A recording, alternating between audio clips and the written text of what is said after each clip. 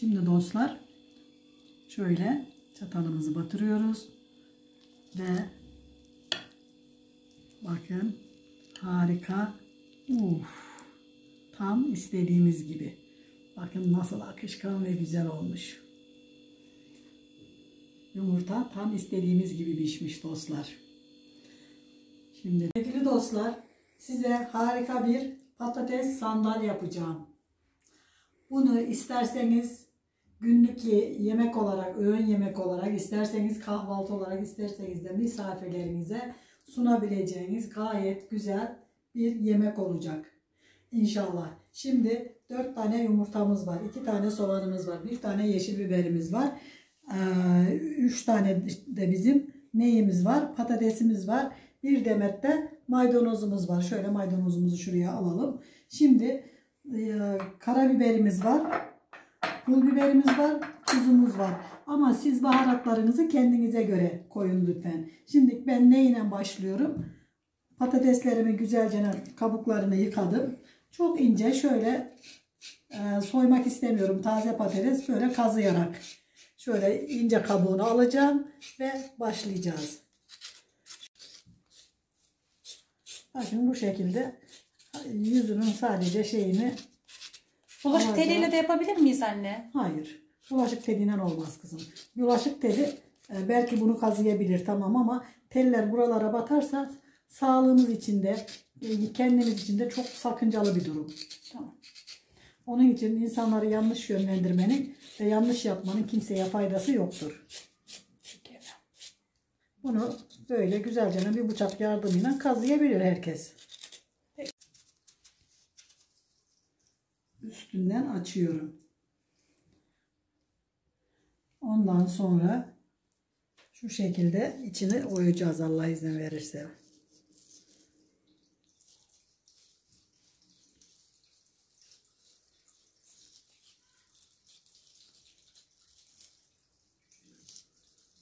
Çok dikkat etmeler gerekiyor değil mi anne? Hayır. Dikkat edip de sanki ne olacak? Sonuçta ne olacak? Yapacak bir şey yok. Yani bakın. Demek ki herkes benim gibi yetenekli değil. Böyle çıkaracağız.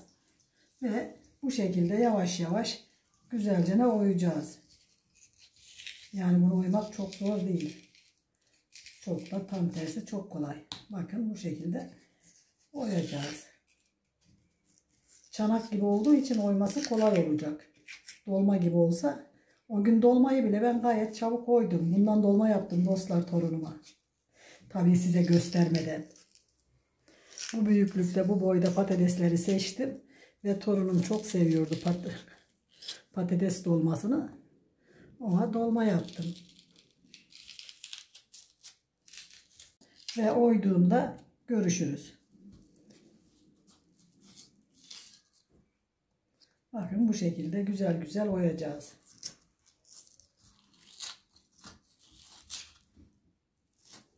İsterseniz kaşıkla da eğer kolunuzun gücü varsa kaşıkla da gayet güzel oyabilirsiniz yani bu şekilde. Bakın yani ben oyma şeklini söylüyorum. Ama benim gibi kolunuz güçsüzse bıçakla oyun. Bir de patatesinizin tabii şeyi de önemli. Bakın böyle yani bıçak şeyle daha kolay oyarsınız.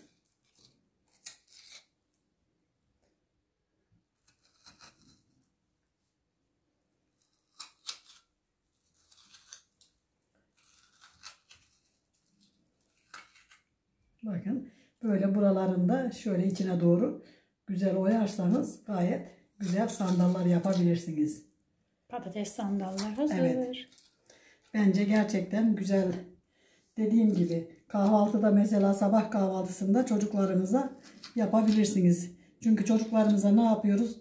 Kahvaltıyı sevdirmek için elimizden geleni yapıyoruz. Bana da sevdir anne. Ha, geçti çocukluğum. Sizin zaman benim dostlar eskidenki halimizi Allah da biliyor, kulu da biliyor. Sizler de bilin ama dışarıya bir tüp koyardım. Küçük tek tüp. Yanda ada çayı yapardım. Ekmeğin üstüne de sana yağını sürüp tavada kızartırdım. Öyle zevkle yerlerdi ki.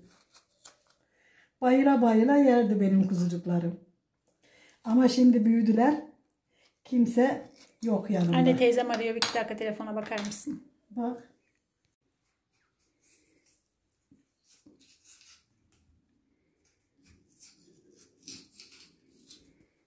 Şimdi de şöyle kaşığımı elime aldım. Kaşığımla güzel güzel oymaya devam ediyorum dostlar.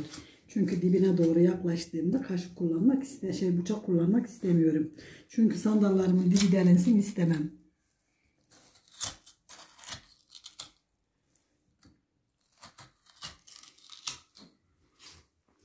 Delinebilir mi? Delinebilir. İnsanız sonuçta. Yani illaki de dibi delinmeyecek diye hiçbir kural yok.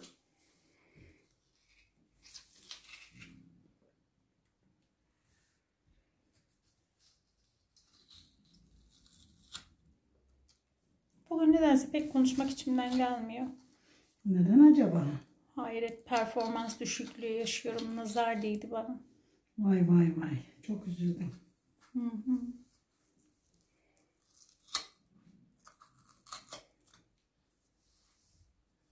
Dostlar bu oyduğumuz tabii ki de patateslerimizi ziyan etmeyeceğiz. 2 daha 4. Çünkü ziyan olmasına izin veremeyiz. Tamam. Bakın. Şuradan birazcık daha oyabiliriz.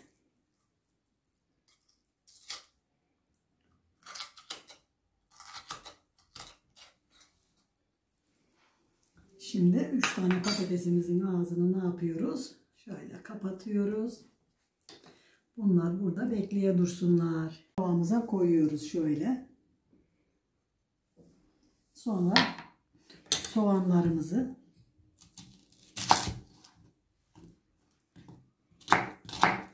çok ince de değil, çok kalın da değil doğruyoruz.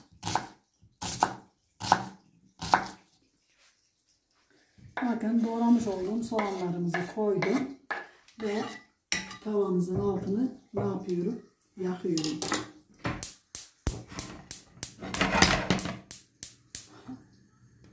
Şimdi de soğanlarımız kavrulurken patateslerimizi şöyle küçük minik doğramaya çalışıyorum dostlar. Kavrulduktan sonra ne yapıyoruz? Patateslerimizi içine salıyoruz. Bunlar sandalımızın içinden çıkan patateslerimiz.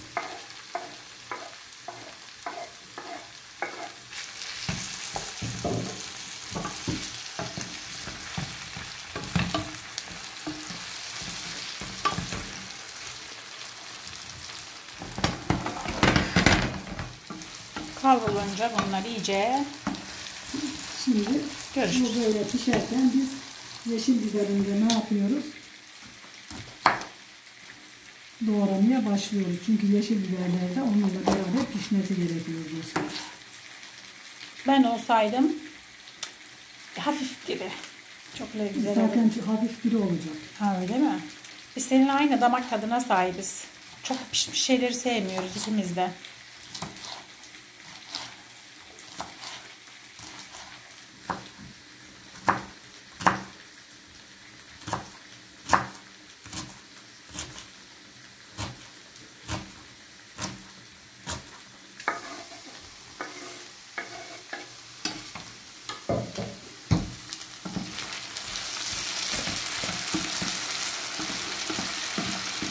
Sonra kavurmaya devam edeceğiz dostlar. Bu pişene kadar.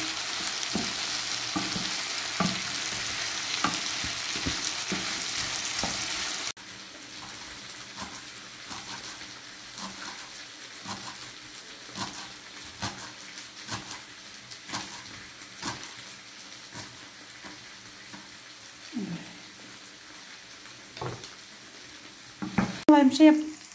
Dostlar bakın güzelce şöyle kavanozu döktüm dostlar. Karabiberi az koy lütfen.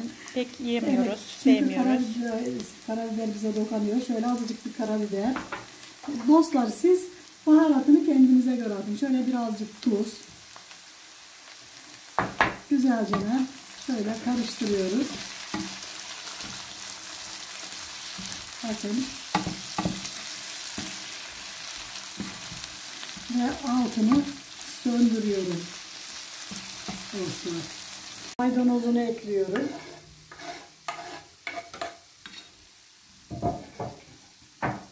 Şöyle bir de maydanozuyla karıştıralım.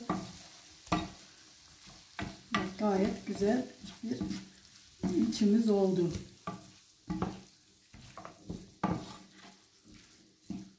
Evet. Şimdi bu iş tamam. 100 gram kadar da peynirimiz var. Kaşar peynir. Kaşar peynirimiz var. Rendeliyorum. Kaşar peynir olabilir. Herkes hangi peyniri kullanmak istiyorsa onu kullansın. Ben kaşar peyniri tercih ettim ki bu çok güzel yapışıyor. Bakın dostlar. Şimdi peynirimizi de şöyle, harcımız biraz soğudu. Yani ana sıcağı geçti. Ne yapıyoruz? Şimdi de peynirimizi içine atıyoruz. Şöyle şu kadarını ayırıyorum. Ve karıştırıyorum.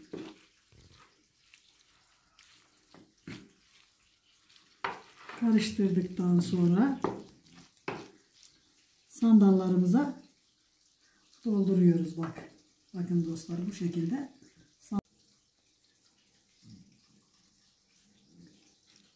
Bu şekilde yeterli.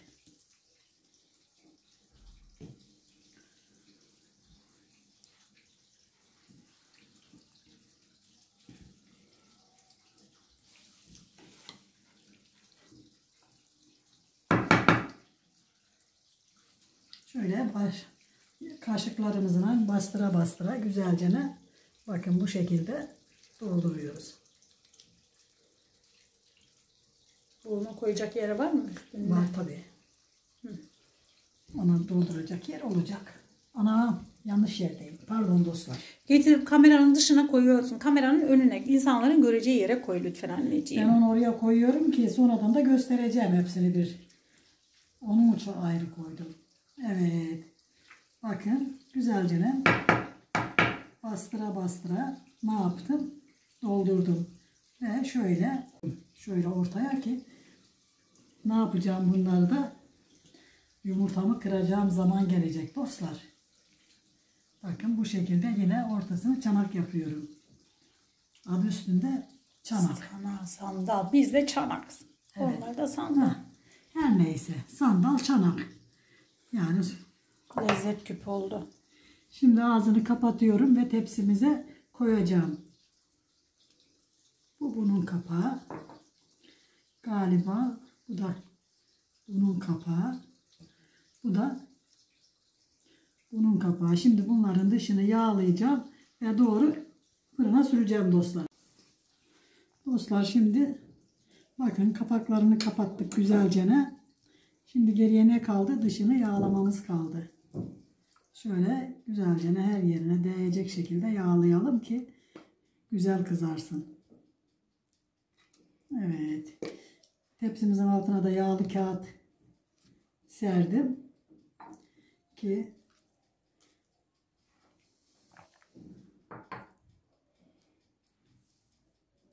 Şimdi fırına götürüyoruz. Fırından çıkınca görüşürüz. Hoşçakalın. Fırından çıktığında görüşürüz dostlar. Oo. Oradan bir de çatal verir misin bana? Tabii. Bakın dostlar, harika pişmişler. Şöyle.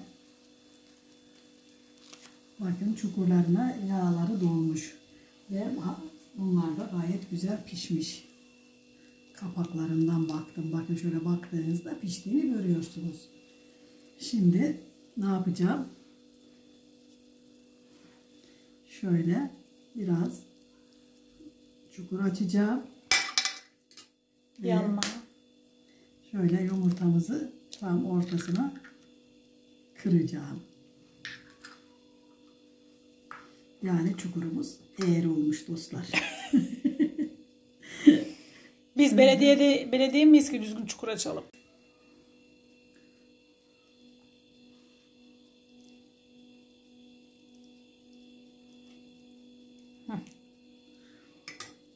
Ve bunu da buraya kıralım.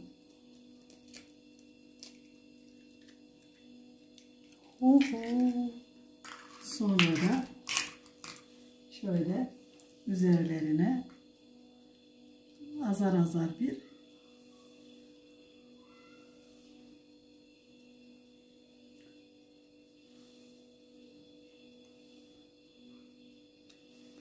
şöyle bir 5 dakika daha ne yapacağız?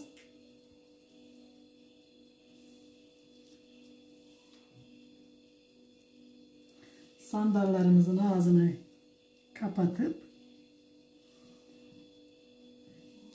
şöyle birazcık daha fırına süreceğiz ve çıktığında güzel bir servis yapmayı hak edecektir. Görüşürüz. Şimdi doğru fırına. Şimdi dostlar bakın şöyle bir tanesini alacağım. Bu arada dostlar 180 derecede ortalama 50 dakika pişirdim. Ve şimdi bakalım nasıl olurmuş göreceğiz. Eğer kızımdan bir de çatal rica edeceğim ki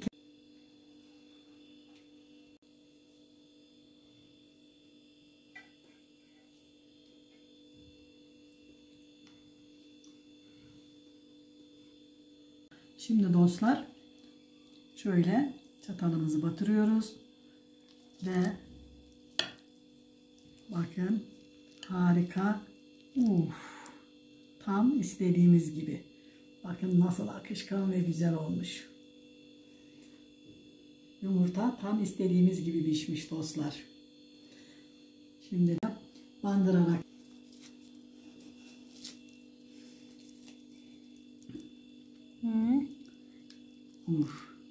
bakın.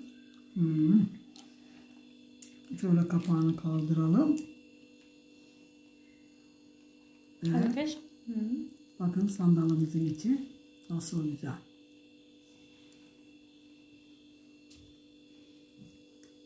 Harika bir kahvaltılık oldu.